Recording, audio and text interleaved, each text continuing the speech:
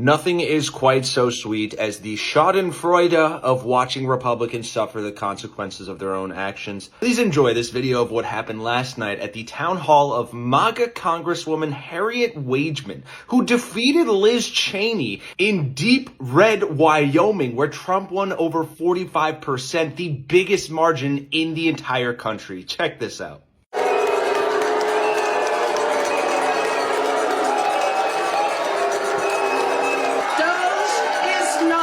Dismantling Social Security. And even with reconciliation, we are not allowed to touch Social Security. The work that I have specifically been doing, I am on the Judiciary Committee and the Natural Resources Committee. I worked for the U.S. Department of Agriculture, helping Wyoming family farmers deal with drought until I was fired a month ago in the mass firings, and despite only having the highest marks in my performance review. In a state where so many farmers rely on government programs for drought and disaster relief, Trump's plans to cut these programs and the people who administer them, coupled with the tariffs, will decimate Wyoming farms and rural communities. What are you doing about that?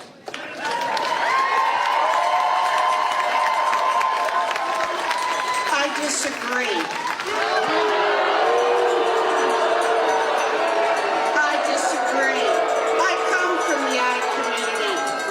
Aware of what kind of programs are out there. It's so bizarre to me how obsessed you are with federal government. But here's the thing.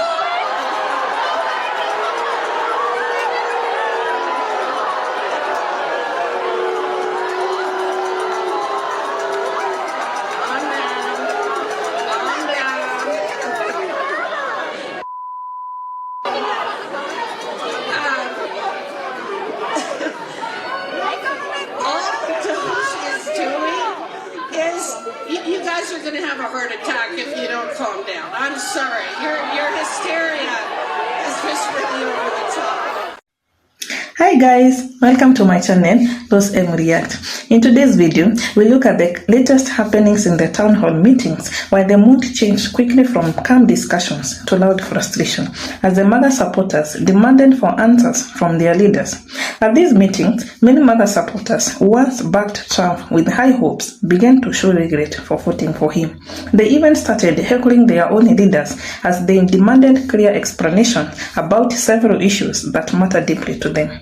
Before we get to the story, let me play a few videos on the same, and I'll be back with my commentary. All credit goes to the original creators of these videos. Kindly consider subscribing and turning on the notification bell so you don't miss out on such topics. I was proud to vote recently for the House budget resolution.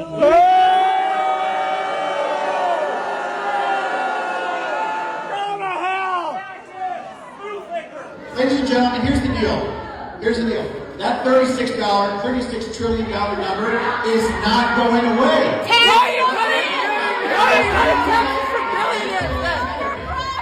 are you cutting $20 billion in taxes from corporations and billionaires?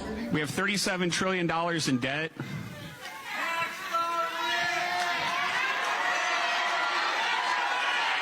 Again, the $37 trillion in debt is a real issue. So Medicare and Social Security are not being touched. If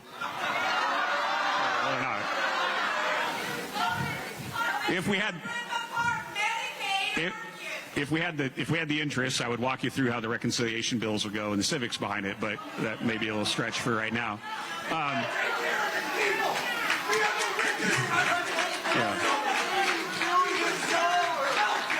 Why is a non-elected person running our government? Why is a non-elected person? Like him or not, Elon Musk has brought a lot of really smart people.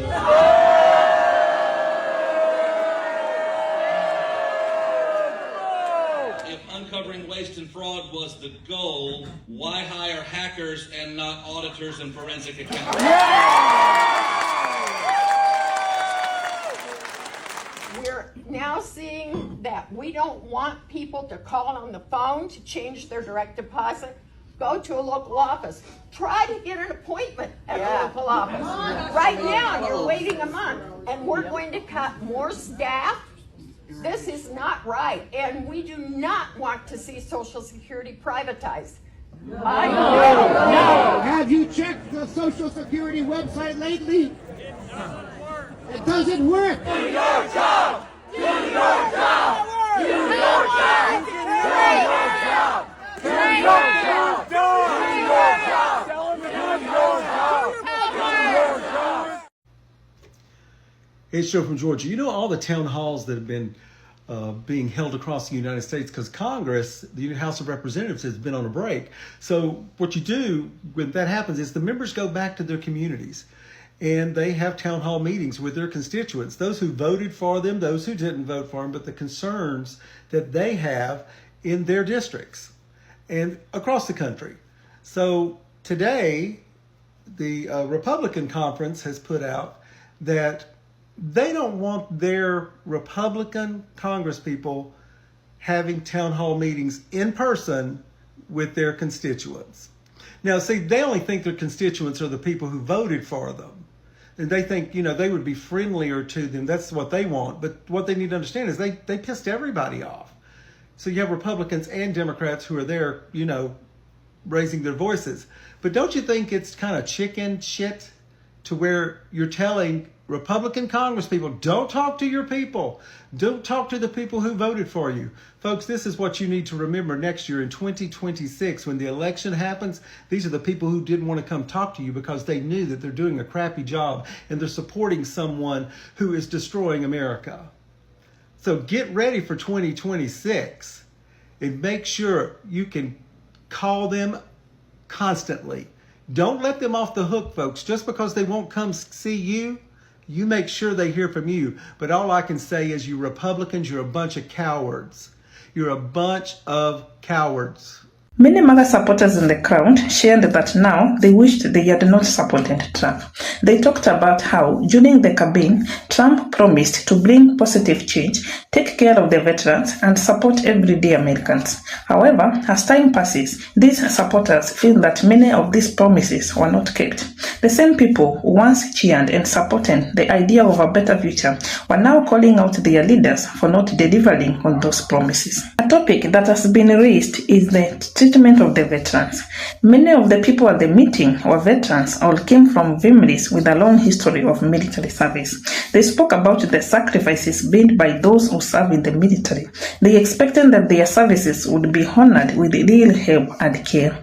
Instead, they feel that the veterans are being ignored by the government.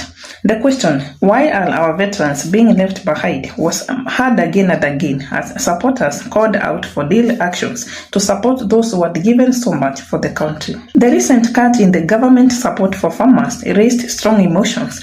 Farming is not just a job for many people, it's a way of life that has been passed down through generations. Many farmers rely on the government help to manage the ups and the downs of farming. When these subsidies were cut, the farmers saw it as a personal blow. They argued that if the nation wants to produce food and support rural communities, then the government must start by its farmers. The reduction of funds was seen as a sign that the voices of the rural American was being ignored. What began as a simple discussion turned into a moment where people took the microphone to share their anger. They questioned why a leader who promised to take care of the veterans and support farmers had not done so. Instead of waiting quietly for change, they started shouting, interrupting speeches, and demanding clear answers. Their protests were not just random outbursts. They were a call for accountability from a group that once trusted their leaders to protect their interests. One veteran who gave years of his life in service stood up and spoke from his heart, asking, "Why are our heroes being forgotten?" His voice was steady, but filled with sadness and frustration.